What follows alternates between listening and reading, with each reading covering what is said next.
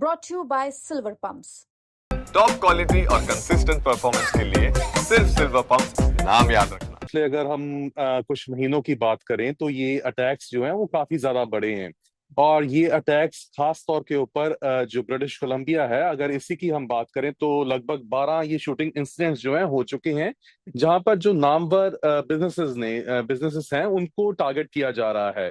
और ये सिर्फ कोई एक गैंग का काम नहीं, इसमें लॉरेंस बिश्नोई गैंग का भी एक बड़ा हाथ है। लॉरेंस बिश्नोई गैंग जिसके जो मुख्य सरगना है वो गुजरात की सबरामती जेल में बैठे हुए हैं, और उनका ही जो गैंग एसोसिएशंस है वो आगे काम कर रही हैं। इससे पहले मैं आपको कपिल शर्मा के कैफे के ऊपर जो शूटिंग हुई है उसके बारे में हम बात करें, इससे पहले बात करनी जरूरी है जो लक्ष्मी नारायण मंदिर के प्रेसिडेंट हैं सतीश कुमार, उनके बैंक्वेट हॉल के ऊपर गोलियां चलाई जाती हैं। उनसे 2 मिलियन की जो है वो फिरौती मांगी जाती है, कैनेडियन डॉलर की।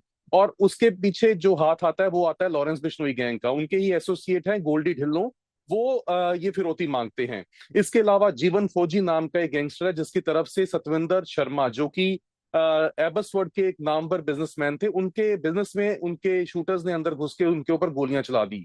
And there are a number of such cases. Nijjar trucking एक कंपनी है, उसके ऊपर लॉरेंस बिश्नोई गैंग के ही किसी मेंबर ने एक्सटॉर्शन की कॉल की और उनसे पैसे मांगे गए, और उनके उनकी तरफ से जब पैसे नहीं दिए गए तो उनके ऊपर गोलियां चला दी गई। अब बात आती है ये हरजीत सिंह लाडी। हालांकि हरजीत सिंह लाडी की जो एक्टिविटीज थी ये ज्यादा जीटीए के इलाके में, ग्रेटर टोरंटो के इलाके में दिखाई देती थी, जहां पर एक हाल ही में कत्ल हुआ था, एमपी करके उनका नाम था, और उसके ऊपर गोलियां चलाई गई थी। हालांकि उस कत्ल की जिम्मेवारी जो है वो गोल्डी बराड़ और रोहित गदारा ने दी थी, जिनकी एसोसिएशन लॉरेंस बिश्नोई गैंग के साथ है। बट जो ये हरजीत सिंह लाडी है, इसकी तरफ से उसके पिता के ऊपर गोलियां चलाई गई थी, and he is Germany based gangster जो ये तमाम वारदातों को अंजाम दे रहा है।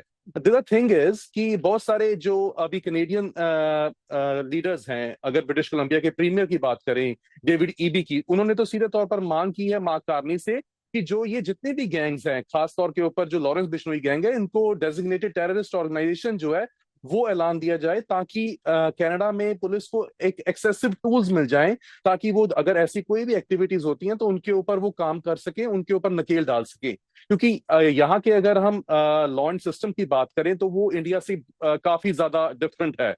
यहाँ पर चार्जेस फ्रेम करने में काफी समय लग जाता है, तो इसीलिए उनकी तरफ से ये मांग की जा रही है कि जितनी भी ये ऑर्गेनाइजेशंस हैं जिनके कुछ मेंबर्स इंडिया में बैठे हुए डील कर रहे हैं और ओवरसीज में ये फैली हुई है, जिनके शूटर्स आके ये वारदातों को अंजाम देते हैं, उनको एक टेररिस्ट ऑर्गेनाइजेशंस जो हैं वो ऐलाना जाए, ताकि कनाडा में जो लोग रह रहे हैं उनको कोई खतरा ना हो। क्योंकि अब लोग ये महसूस करते हैं कि यहाँ पर ग्रोथ करना ही एक सबसे बड़ा अपराध हो गया है, या सबसे बड़ा एक गुनाह हो गया है, कि अगर हम ग्रोथ कर रहे हैं तो किसी को पता चल जाएगा कि इसके पास पैसे हैं, तो उससे फिरौती की कॉल आ जाएगी, उसे वसूली की कॉल आ जाएगी, और अगर वो पैसा ना दिया जाए तो उनको गोलियों का सामना करना पड़ेगा। और कपिल शर्मा अकेले सेलिब्रिटी नहीं है कि जिनके ऊपर ये गोलियां चलाई गई हों।